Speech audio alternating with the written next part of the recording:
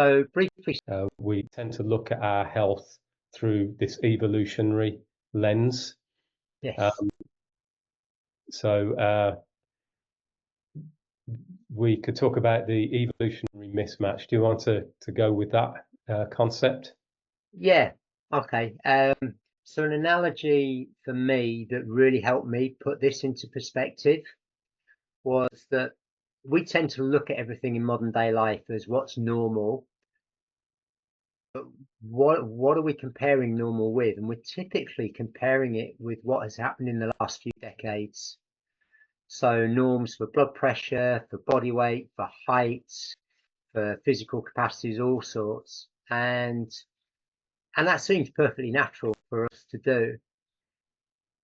But we also have this idea, the majority of people accept some theory of evolution, largely inspired by Charles Darwin's writings. And when we look at the time that we've evolved over, uh, an example that sprung to mind for me was chimpanzees. We share 98.6% of our DNA with chimpanzees.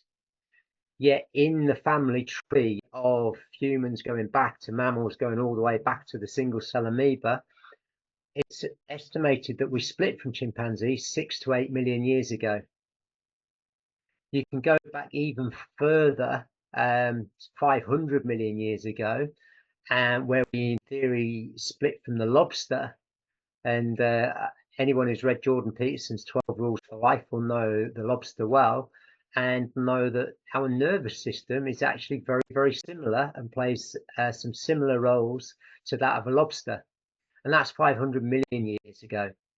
So when we consider what is normal, if you had the length of a football pitch and the time of our evolution that has affected our physical development, our emotional development, our mental development, our DNA, and then the normal that we consider of the last few decades, the last few decades would maybe represent a couple of centimeters on the end line at one end, and the rest of our evolution would be the full length of the football pitch.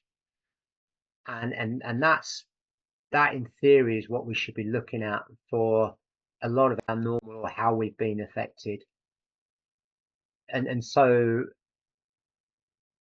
what can we infer from that? Well, what has evolution done to shape us? Doesn't mean to say we need to go back and be hunter-gatherers, but we know that the environment over all of that time is very, very different. And that one of the key premises behind evolution is that creatures adapt to the environment they're in, and the ones that survive and thrive, and the ones that stay healthy, are the ones that live and give birth to the next generation, and so on. This almost survival of the strongest or the fittest. And my interpretation of that was that the ones that adapted to their environments the best. The problem is in the last 20,000 years from an agricultural point of view, 100 plus years from an industrial point of view, 50 years from a technological point of view, we've dramatically changed our environment. And from an adaptation point of view, we just haven't had time to adapt properly to all of these things. And I believe we're seeing that in the rise in things like heart disease, cancer, Alzheimer's, dementia, diabetes, obesity. It's not simply because we're living longer, because if you go back long enough, actually people were living a long time, and that's not commonly known. If you look at traditional hunter-gatherer societies, they don't suffer the same degenerative diseases of civilization that we do. So that mismatch is between what shaped us, our evolution, and what we've currently done to all aspects of our environment that we're adapting to. Yeah, I think a very simplified way of looking at it is almost every animal I can think of thrives in a certain environment. Yeah. But our environment, as you said, has changed so quickly in a relatively short space of time that we haven't really had time to adapt to this new environment with all its different stresses, the way we work, patterns of light and the food Yeah. that we eat, technology.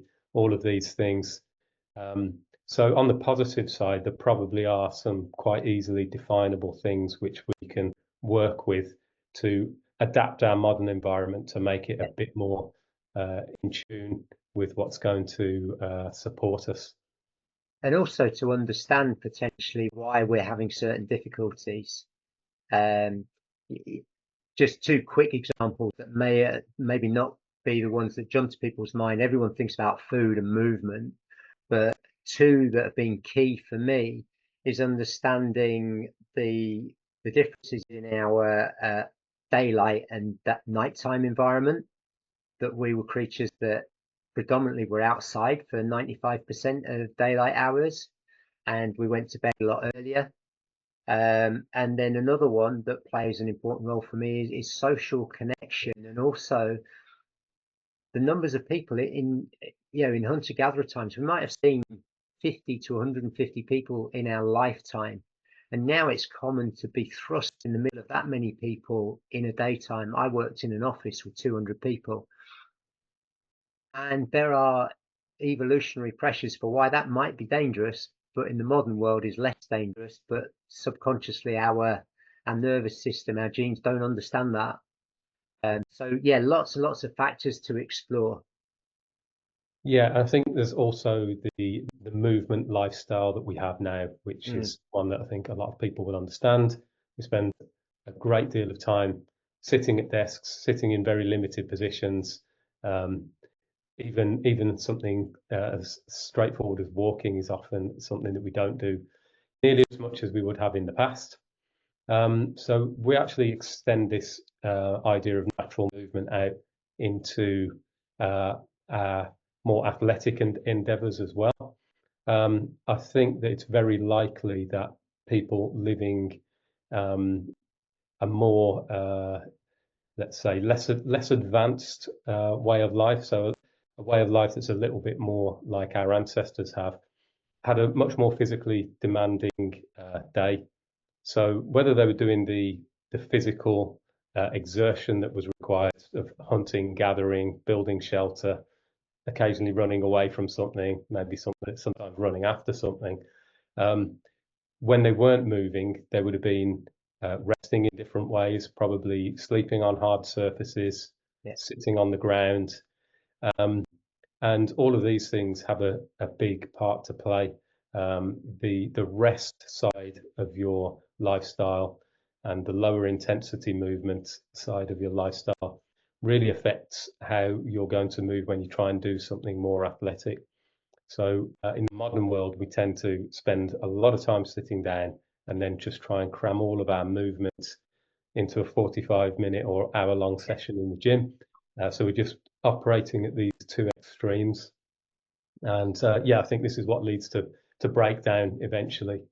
Um, Yeah, I mean the rules of adaptation. I think there's a book, Sitting Kills, written by ex-NASA scientists. They talk about it's not necessarily how much of something you do, but the frequency of something you do that your body adapts to. So actually, standing up for 31-minute periods in the daytime was more effective in reducing muscle and bone wastage than one 30-minute run a day when the rest of that time was spent in a sedentary position. yeah, So I think that's a key thing there is, what we do on a day-to-day basis, our physical environment, and that actually things can be easy, which I think is a yeah. principle we're going to come to at some stage. Yeah, and I think we don't necessarily need to look back in thousands of years to our long gone ancestors. If we just look back to our childhood, the way Mm, we move when we're children is completely different. We tend to play rather than train. It's chaotic. We do a bit of this and a bit of that. We tend to do what feels good, unless you've got a parent pushing you to do something you don't really enjoy. Um, Kids left to their own devices, if you look at how they play, they play in bursts. When they need a break, they take a break.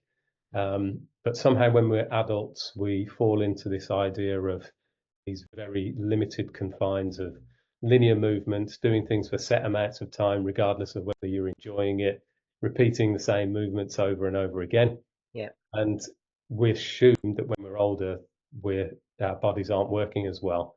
just because we're older. But if we look at how limited our mindset is towards the types of movement that we're doing compared to how we moved when we were younger, when it was playful and it was fun, based around doing things that are fun and feel good, that is also a factor in my opinion. I think you agree with that. Oh, definitely. And if I was to encapsulate that in one or two sentences, very difficult for me, is that it's often cited that there's a biological uh, degeneration due to aging. But I actually like the phrase "use it or lose it" and suggest that it's not aging per se that is the cause of our issues, but what we do as we age, and that we adapt to what we do. And if you adapt to sitting in a chair 10 hours a day, that's going to make an awful lot else very difficult for you.